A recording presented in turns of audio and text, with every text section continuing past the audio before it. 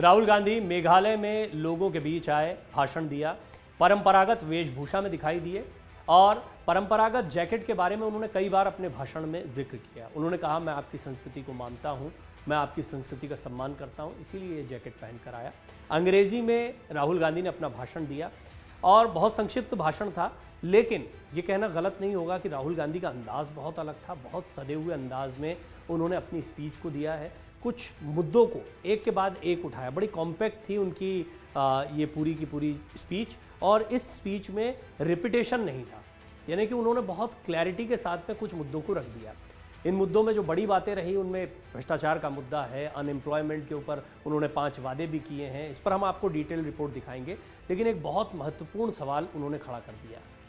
उन्होंने दरअसल यहाँ पर टीएमसी के असर को भी नज़रअंदाज नहीं किया। तृणमूल कांग्रेस, जी हाँ, ममता बनर्जी की पार्टी, उन्होंने सबसे पहले कहा कि टीएमसी के इतिहास को सभी जानते हैं।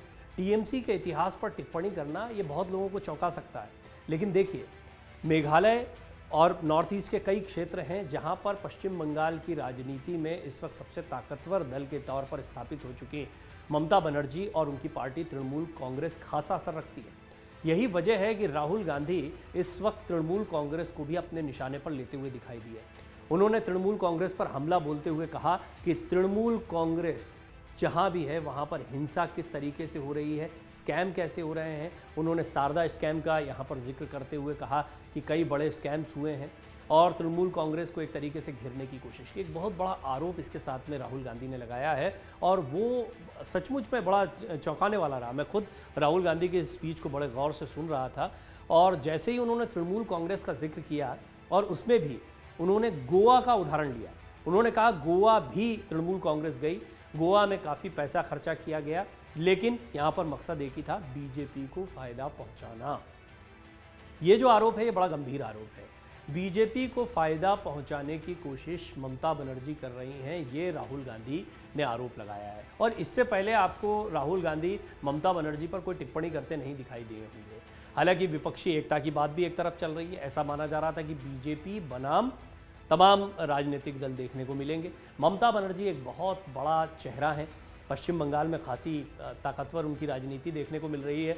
लोकसभा चुनाव में क्या कुछ होगा ये तो आने वाला समय बताएगा, लेकिन ये माना जा रहा था कि अगर राहुल गांधी और कांग्रेस के साथ में कोई भी मोर्चा बनाते वक्त ममता बनर्जी साथ में आती है तो शायद स्थिति कुछ और हो सकती है। लेकिन ममता बनर्जी और अरविंद केजरीवाल बिल्कुल 2 अलग अलग रास्ते पकड़ कर चल रहे हैं। हाँ, राहुल गांधी ने ये शायद चुनाव के मौके पर पहली दफ़ा घेरते हुए वो दिखाई दिए हैं ममता बनर्जी को। सीधा सीधा हमला तृणमूल कांग्रेस पर उन्होंने बोला। उन्होंने कह दिया कि तृणमूल कांग्रेस जहाँ जहाँ पर है वहाँ हिंसा के हालात आप देख सकते हैं, स्कैम्स हो रहे हैं और बीजेपी को फ़ायदा पहुँचाने के लिए कोशिश कर रही है तृणमूल कांग्रेस। मेघालय में, नॉर्थ ईस्ट में भी जहाँ जहाँ पर तृणमूल कांग्रेस चुनाव लड़ रही है, राहुल गांधी ये इशारा कर रहे हैं कि वहाँ पर वो बीजेपी को फ़ायदा पहुँचाना चाहती है। राहुल गांधी ने यहाँ पर यूँ तो कई मुद्दों को उठाया, लेकिन ये एक ऐसा मुद्दा था जो ये बताता है कि विपक्षी एकता जिसके प्रयास इन नॉर्थ ईस्ट के अलावा अन्य राज्यों में चल रहे हैं, उसको लेकर भी कांग्रेस ने हो सकता है अपनी रणनीति ऐसी बनाई है कि तृणमूल कांग्रेस आपको इस एकता में या इस मंच पर कहीं ना दिखाई पड़े। खुद तृणमूल कांग्रेस का भी यही स्टैंड रहा है। तृणमूल कांग्रेस के कई नेता स्पष्ट कर चुके हैं कि चुनाव के पहले तो कोई समीकरण नहीं बनाए जाएंगे, चुनाव के बाद देखा जा सकता है। इसकी बहुत बड़ी वजह यही राज्य आते हैं, चाहे नॉर्थ ईस्ट के राज्य हों चाहे पश्चिम बंगाल हो। यहाँ पर कांग्रेस की बेशक ताकत कम हुई है, लेकिन अपनी एक ताकत अब भी देखने को मिलती है। अगर टीएमसी और कांग्रेस साथ में आते हैं तो यहाँ पर समीकरण बहुत बदले बदले से दिखाई पड़ेंगे। नॉर्थ ईस्ट के चुनाव में राहुल गांधी का तृणमूल कांग्रेस पर हमला करना, बीजेपी पर उन्होंने कई बातें कही, अडानी के मुद्दे पर वो काफ़ी कुछ बोले हैं, अडानी को लेकर एक बार फिर उन्होंने वो बातें दोहराई हैं जो इससे पहले वो कई मौक़ों पर कह चुके हैं कि मैंने सवाल पूछे थे, मेरे सवालों का जवाब नहीं दिया गया। लेकिन जो सबसे नई बात थी वो थी तृणमूल कांग्रेस पर हमला करना। एक बात तो तय हो गई है कि ये बात सिर्फ नॉर्थ ईस्ट के चुनाव तक सीमित नहीं रहने वाली है। आने वाले दिनों में कोई भी साथ या कोई भी मेल कांग्रेस और तृणमूल कांग्रेस का होता नहीं दिखाई देगा। जिस इतिहास की बात राहुल गांधी कर रहे हैं वो इतिहास भी समझने जैसा है।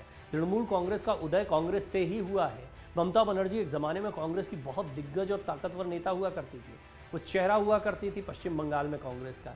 लेकिन कांग्रेस उस समय सत्ता से काफ़ी दूर रही और पश्चिम बंगाल में, और केंद्र की राजनीति में ज़रूर ममता बनर्जी बनी रही, लेकिन उनकी पटरी नहीं बैठी। सोनिया गांधी के साथ नहीं बैठी, उस समय के तत्कालीन केंद्रीय नेतृत्व जो कांग्रेस का था उसके साथ नहीं बैठी। उन्होंने अपना एक अलग दल क्रिएट किया और अपना दल बनाने के बाद पश्चिम बंगाल की राजनीति में खासी कामयाबी हासिल की। उन्होंने वामपंथी दलों के गढ़ को पूरी तरह से नेस्तनाबूद कर दिया। साथ ही साथ कांग्रेस जो उनकी अपनी पार्टी थी उससे भी उनकी लड़ाई थी। अब ये लड़ाई लंबी चलती रही, लेकिन आज सभी जानते हैं कि पश्चिम बंगाल में किस तरीके से अपनी जड़ों को ममता बनर्जी गहरा कर चुकी हैं। इसी तरह से तृणमूल कांग्रेस ने आसपास के क्षेत्रों जैसे नॉर्थ ईस्ट के वो इलाके जहां पर राहुल गांधी अभी रैली कर रहे हैं, मेघालय का क्षेत्र, यहाँ पर भी धीरे धीरे अपनी पकड़ बनाने की कोशिश की है। कुछ एक सीटें, बहुत छोटे छोटे राज्य हैं, 1-2 सीटें बहुत बड़ा फर्क ले आती हैं। तो राहुल गांधी इस बात को जानते हैं, लिहाजा आज उन्होंने तृणमूल कांग्रेस को कटघरे में खड़ा किया और मेघालय की जनता के सामने कई वादे किए हैं। उन्होंने सबसे बड़ा आरोप ये लगाया है कि तृणमूल कांग्रेस बीजेपी को फायदा पहुंचाने के लिए मेघालय पहुंची। अगर आप ये वीडियो YouTube पर देख रहे हैं तो हमारे चैनल को सब्सक्राइब करें और बेल आइकन को दबाना ना भूलें। अगर आप Facebook पर ये वीडियो देख रहे हैं तो हमारे पेज को लाइक करें। डाउनलोड करें अमर उजाला ऐप और पाएं खबरें लगातार।